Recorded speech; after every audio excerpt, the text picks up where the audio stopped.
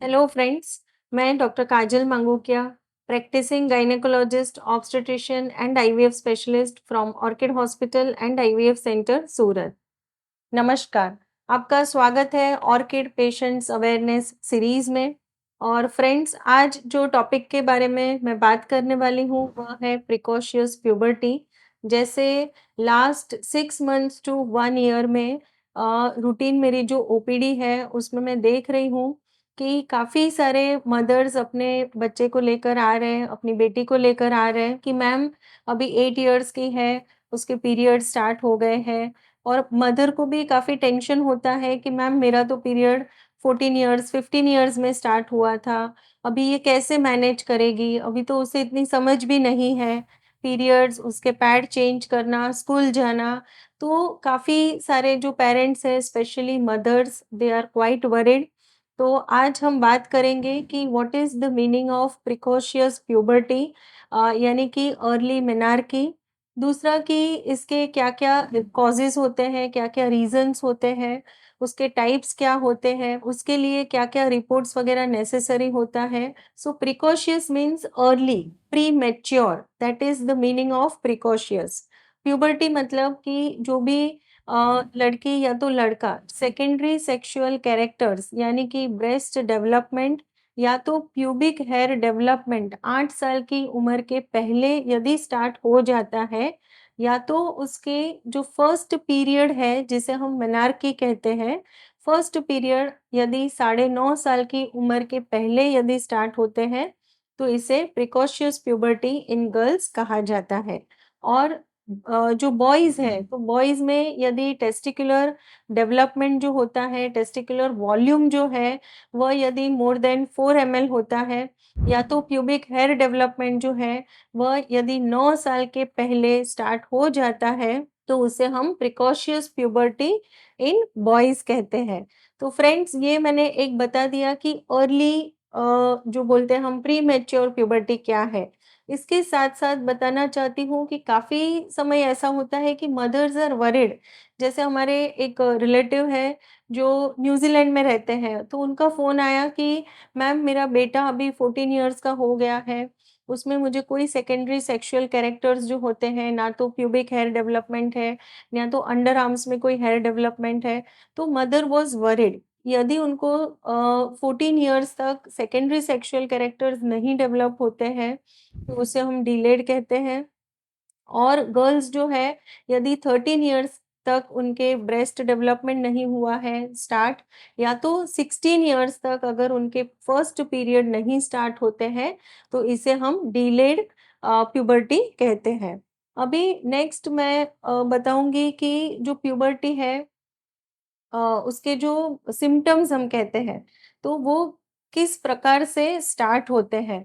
तो फ्रेंड्स, पहले बताऊँगी कि गर्ल्स जो है generally first sign of puberty जो है दैट इज़ थैलार्की। थैलार्की का मतलब होता है कि breast bird development. So for example breast bird development 8 years, 9 years या 10 इयर्स, जैसे ही ब्रेस्ट बर्ड डेवलप होता है that is the first sign of puberty. उसके ऑलमोस्ट 6 मंथ्स टू 1 ईयर में प्यूबिक हेयर डेवलपमेंट स्टार्ट होता है, अंडर आर्म्स में भी हेयर डेवलपमेंट स्टार्ट होता है, और that is known as a adrenarche या तो प्यूबर्की। एंड थर्ड फेज़ जो होता है दैट इज़ अ मेनार्की, यानी फर्स्ट पीरियड शुरू होता है।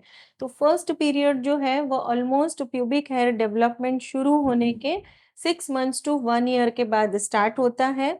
और इनडायरेक्टली फर्स्ट जो है कि ब्रेस्ट बर्ड डेवलपमेंट शुरू होने के बाद 1 टू 2 इयर्स के बाद जो भी लड़की है उसके फर्स्ट पीरियड स्टार्ट होते हैं।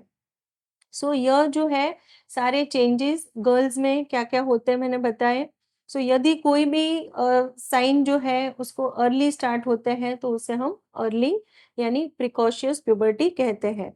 आगे हम बढ़ते हैं कि प्रिकॉशियस प्यूबर्टी जो हम कहते हैं उसके क्या-क्या टाइप्स होते हैं।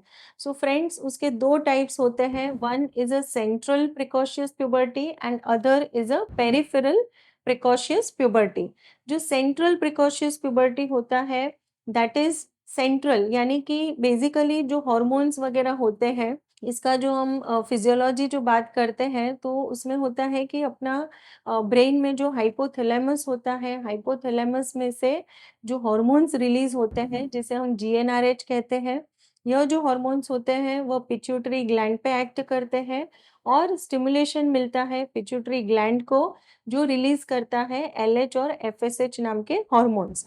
और यह जो एलएच यानी ल्यूटिनाइजिंग हार्मोन एंड एफएसएच यानी कि फॉलिकुलर स्टिमुलेटिंग हार्मोन, यह दोनों हार्मोन यदि गर्ल्स है तो उसके ओवरीज और यूट्रस पे एक्शन होगी, और यदि बॉयज है तो बॉयज में टेस्टोस्टेरोन और टेस्टिस पे इसका एक्शन होगा। सो सेंट्रल प्रिकॉशियस प्यूबर्टी का मीनिंग होता है कि there is some problem in the brain यानी सेंट्रल नर्वस सिस्टम जिसे हम कहते हैं, तो it is anything which is related to the brain.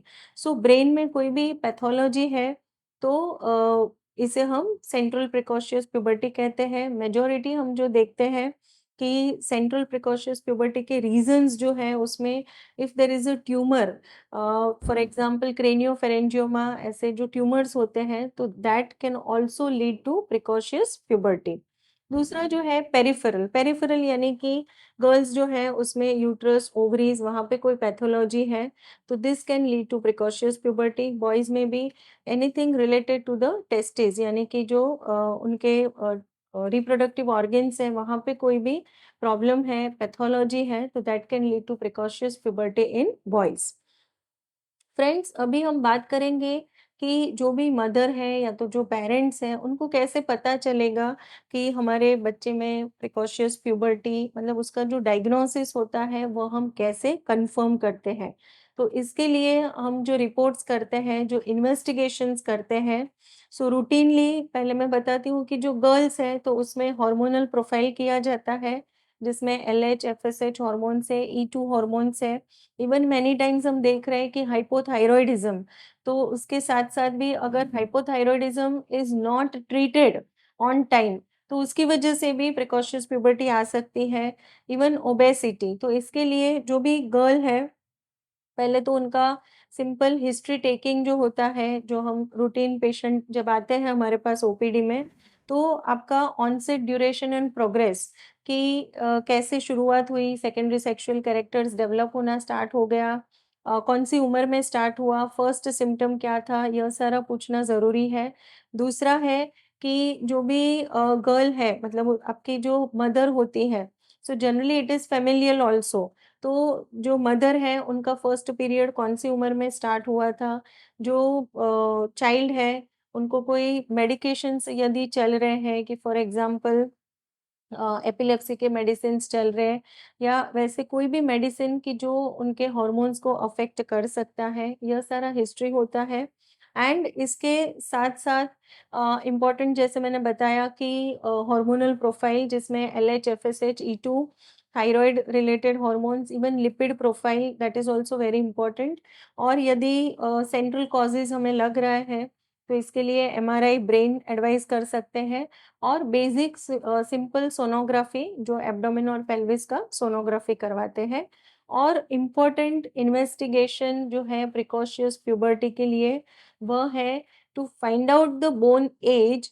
आपको एडवाइस किया जाता है लेफ्ट हैंड का जो है एक्सरे, तो x ray of the left hand जो है बेसिकली कि आपके जो एपिफाइसिस वगैरह हैं वो फ्यूज्ड हुए हैं या नहीं हुए हैं। यदि ऑलरेडी फ्यूज हो चुके हैं तो डिपेंडिंग अपॉन दैट आपका ट्रीटमेंट डिसाइड होता है। सो ऑलरेडी फ्यूज्ड है इट मीन्स कि प्यूबर्टी ऑलरेडी अचीव हो गया है, और ऐसे केसेस में जनरली जो मेडिसिन्स वगैरह होते हैं उसके आउटकम नहीं मिल पाते हैं। तो फ्रेंड्स, आज इस वीडियो में अ, हमने जो भी इन्वेस्टिगेशंस वगैरह है वहाँ तक डिस्कस किया है। आगे इसका जो पार्ट 2 रहेगा उसमें मैं बताऊंगी कि कौन से रिस्क फैक्टर्स होते हैं to prevent the precocious puberty, और जो मदर्स हैं, जो पेरेंट्स हैं, उनको क्या केयर करना है ताकि आपके उनके बच्चे में वह प्रिकॉशियस प्यूबर्टी अवॉइड कर सके।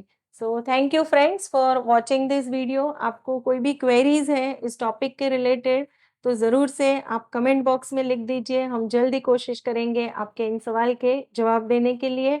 और फ्रेंड्स, एक रिक्वेस्ट है कि यह जो टॉपिक है जिस पे हमने वीडियो बनाया है, ये प्रिकॉशियस प्यूबर्टी, इसको ज़्यादा से ज़्यादा अपने फ्रेंड्स में सभी को शेयर कीजिए ताकि सही नॉलेज सभी तक पहुँचे। Thank you friends.